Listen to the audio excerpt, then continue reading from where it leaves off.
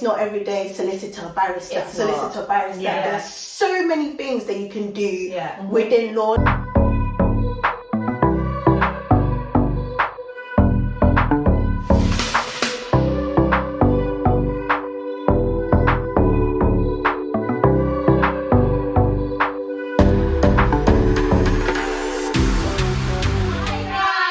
Welcome back to the Law Process With me, Jay. and me, Grace, And our special guest, Joy. So, this is Joy, our friend from uni. You may have heard us mention her in our video about how we met. So, this is the source, the plug, mutual friend. the one and only Akuna, AJ, Joy. Here she is. So, we brought her on our channel today because she's amazing. Literally, that's right. She did law with us at university, NTE gang. And she's now a contract manager. Yeah. So we brought her on to give you guys an insight into contract management and that world and what that all is. You guys already know what it is. If you haven't subscribed to our channel already, make sure you subscribe, make sure you like this video and comment down below. So Joy, briefly introduce yourself and explain what you do. Yeah, so like these lovely ladies said, my name is Joy. I am currently a contract manager / contract negotiator working in the tech field. I look after all the contracts for my company basically. So I negotiate on behalf of my company and I basically give the legal green light in terms of what we procure, type of customers we work for, etc, etc. So before we get into the nitty-gritties of what you do on a daily basis and how to get into your career, we thought we'd do a little icebreaker since it's the first time you're on our channel and we want our subscribers to get to know you. Perfect. Can you give us 2 fun facts about yourself? Yeah, 2 fun facts about myself. Actually, when I was much younger, I was actually a chess player. Second fun fact about me is I actually used to write poems and short stories when I was much younger. I was really into that creative aspect of things. So moving on to the nitty-gritty questions. We know that law is a competitive field to get into, but we know you're not currently a qualified solicitor, so you're a contract manager. So first of all, what made you decide the contract manager route as opposed to the solicitor route, and like how did you get into it? A bit of your career history. Just give us a big overview. Okay, yeah, so I studied law at university and quite fortunately I got a graduate job quite quickly after graduating. I literally applied to anything that seemed relevant to the field and I actually got my job through something called prospects.ac.uk. So that's obviously a very useful platform for graduates or anybody really that wants to look for a role within their field. My role was working in corporate governance. So basically I was a legal advisor for a non-profit organisation that was working within the educational institutions.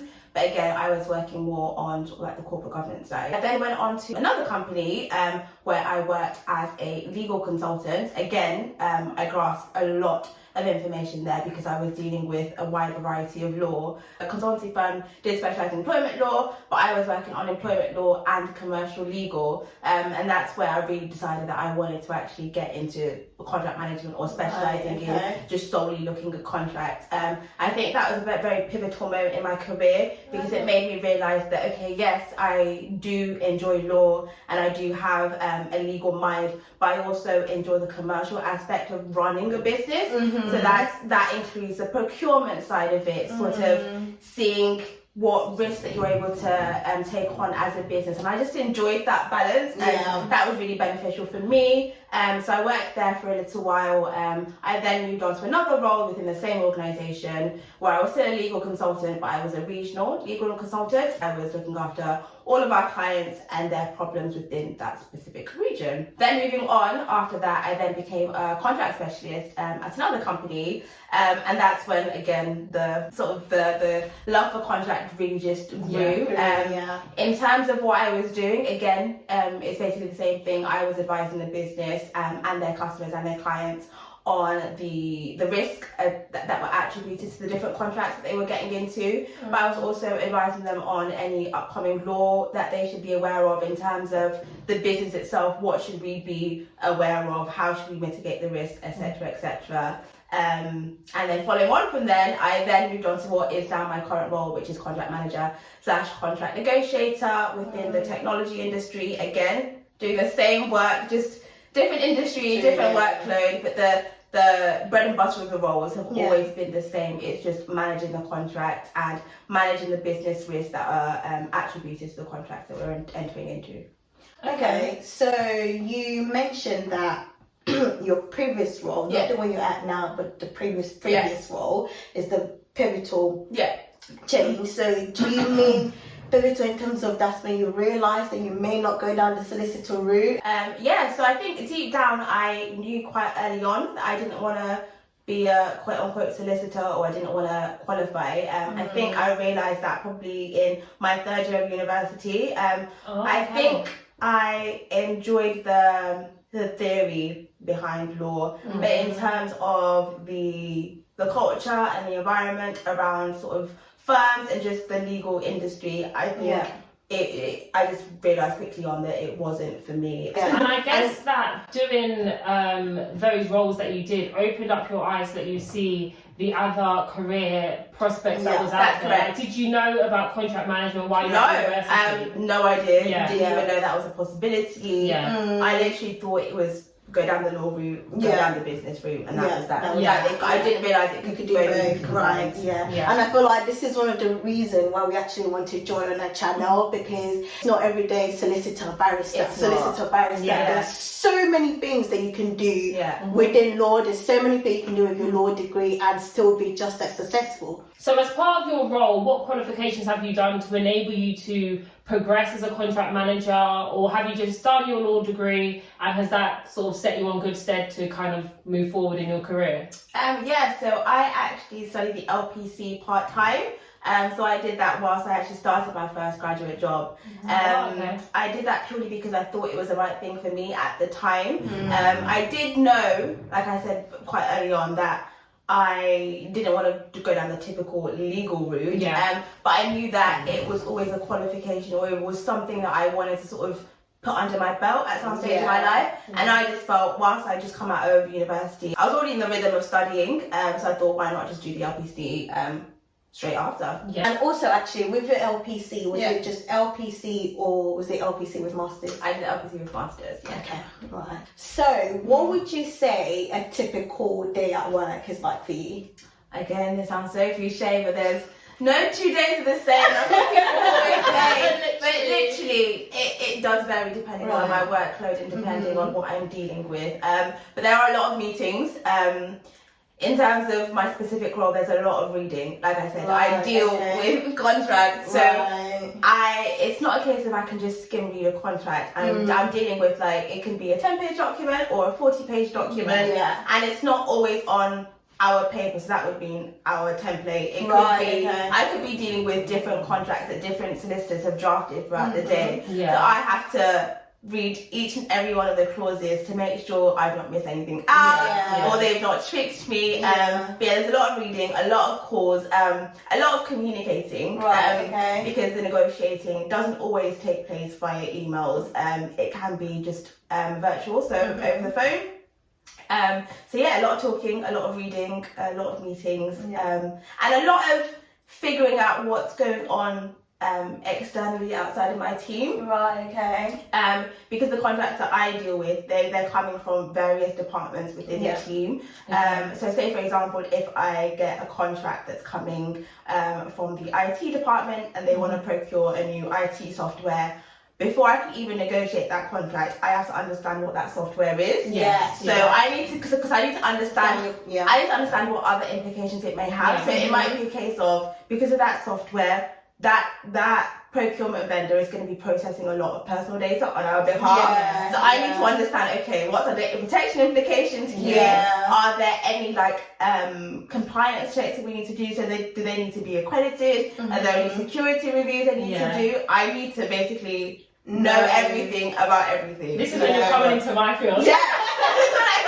So how times do you reckon you would read a contract through just to make sure? Oh, I'm a perfectionist. I'm literally, I take pride in the things that I do, both in work and outside of work. Yeah. So I will literally read that contract until I'm fully confident. Yeah. Because the thing is here, if a negotiation was over the phone, I want to be confident in what I'm saying. Yeah, 100%. Yeah. And the people I'm dealing with, they're very intelligent. So I'm dealing with other solicitors. Yeah. And they're going to counteract my point. Yeah. I need to always be mentally prepared for their counter argument. Yeah. And I literally always read it 100 times over to make sure I'm completely confident in what And I as love part, that, yeah. oh, sorry, I was just going to say, and as part of the role, do you draft a contract as well? Or? Not this role, but my previous role, I did draft contracts. Yeah. Okay. But what would you say is your favourite thing about the role?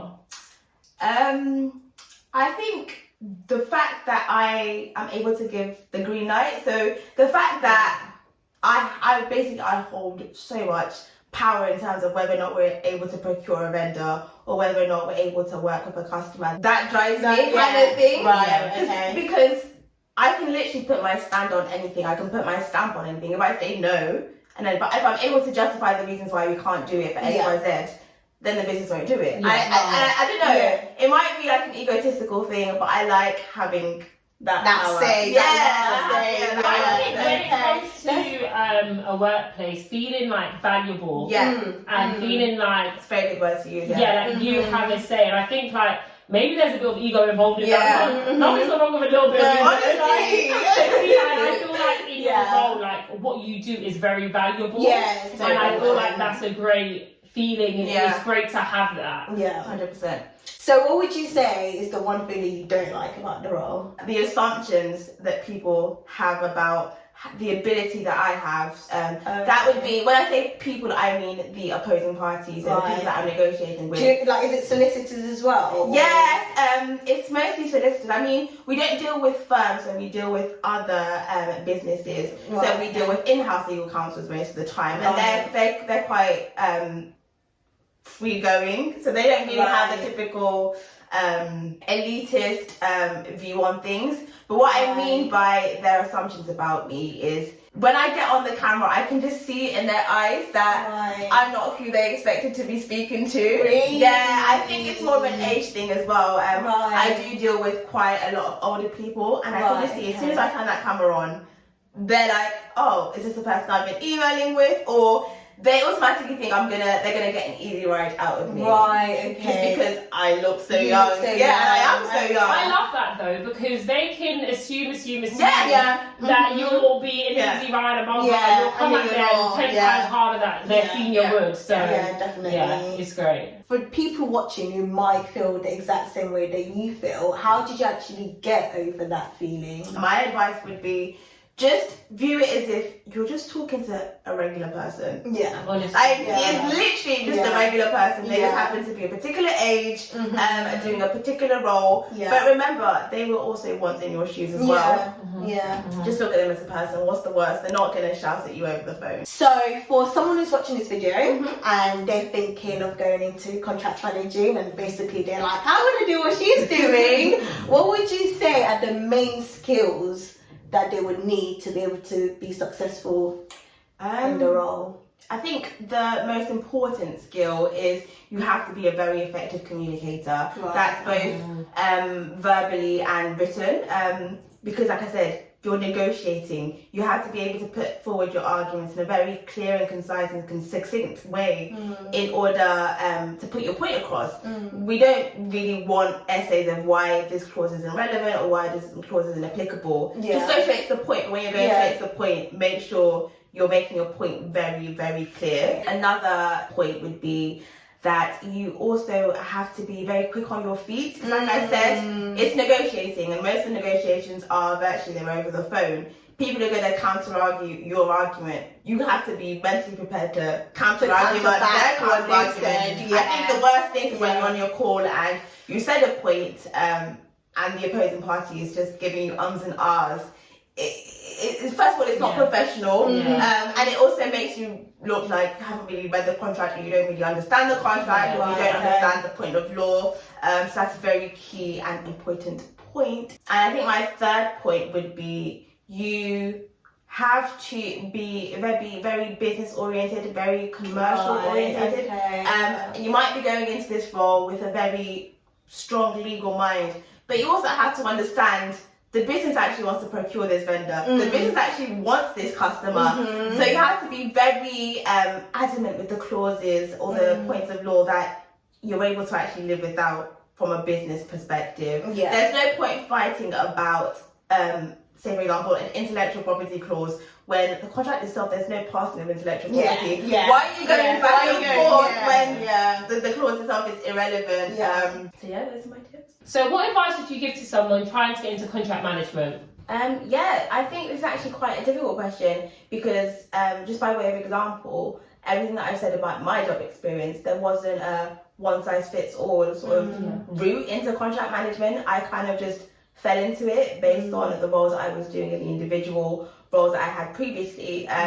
But what I would say is that law is definitely a prerequisite for getting into contract management. You have to be able to understand the legalities behind certain things. You have to be able to understand the laws around the certain clauses that you're arguing for or against. But in terms of advice, I think you could be in any role, to be quite honest with you. I think if you're a paralegal out there or if you're a legal assistant, whatever the case may be, I think you can definitely get into contract management. I think what you need to do is you need to be very vocal in terms of the role that you're in now, because there is always scope for someone to assist with the management of contracts within those roles. So it might be a case of you just want to speak up and ask your manager if there's any capability or if there's any scope for you to look at or even review, or it might be even just drafting a contract on behalf of your business.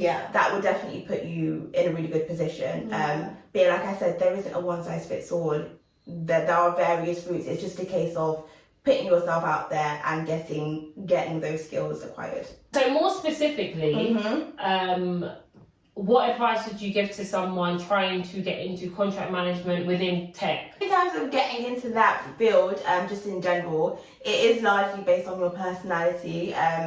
I mean, anyone that works in tech will know that they like to employ a particular type of person. Oh, really? Yeah, they do. They want you to be outspoken. They want you to be outgoing. They want you to, like, one of like our mottos in my company is they want you to take a seat at the table. They want you to ask questions. They want you to challenge people. They actually want you to be a leader. So I think that's very critical if you want to get in tech in general. Just to speak up, you need to be confident. Yeah, you need to be a confident person. In terms of getting into contract management within the tech industry, it is quite tricky, actually. It is very tricky because, again, they do want a particular type of person. They do really want someone who's very legally minded.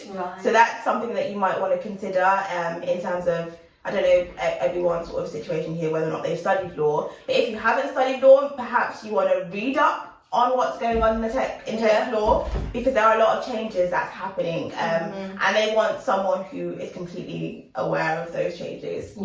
So Joy, thank you so much for coming on our channel. But before we let you go, we've got a little game for you to play. So the way the game works is that we're going to throw some words at you, obviously law related, and you just have to say whether or not you think kids underrated or overrated. And you're not allowed to sit in the middle. I don't know. The first word, training contract. Overrated. Why overrated? Sorry, a bit of an explanation. I feel like there's too much emphasis put on them. You're sold a dream that's the only route into qualification. You're sold a route to think that if you haven't got a training contract, then oh my god, it's the end of the world. When actually it's not. So overrated. Okay. Second word, in-house. Underrated. Okay. It's lit. Another word, LinkedIn. Neither underrated or overrated. I think it's... We said you're not allowed to sit on the fence. Yeah. So you better say what? Underrated. Why? I feel like people aren't using them to their best abilities. I think it's obviously a platform for recruitment, for putting yourself out there, for getting jobs, advertising jobs, whatever it may be. But I think it's slightly skewed into a little bit more of a social media platform Yeah. as opposed to the true intention. So I think people aren't utilising it to its true capacity. Check out our LinkedIn video. What she said. So that you can see how to use it to its full capacity, because I completely agree with everything that you just said. Next word, paralegal roles. Underrated. Okay. And why? Depending on how you use them, I feel like, or depending how they use you in the role, I think it could be a really good foundation for someone in their legal career. I think you can gather a lot of information, branch out into whatever you want to do. I believe you can soak up a lot within that role. In my view, they're looked at as assistants, whereas they have the full functionalities to do what a solicitor is capable of doing. Yeah, 1,000%. That brings us to the end of our video with the lovely Joy. It's been great. Thank you so much. Thanks for having me. And Joy, just before we let you go, tell people why they should subscribe to our channel. These girls are very informative, and obviously I know them personally, so I know their full potential, I know what they're capable of doing, so save up all their information by subscribing and asking them loads of questions, and The best way to interact with us is by commenting in our videos. We always make sure to try and get back to all of our commenters, and also hit us up on Instagram. Let us know what you want to see. Let us know if you have any more questions for Joy, and we'll drag her back here or get her on a live on Instagram or something like that. And we shall see you in our next video. Bye!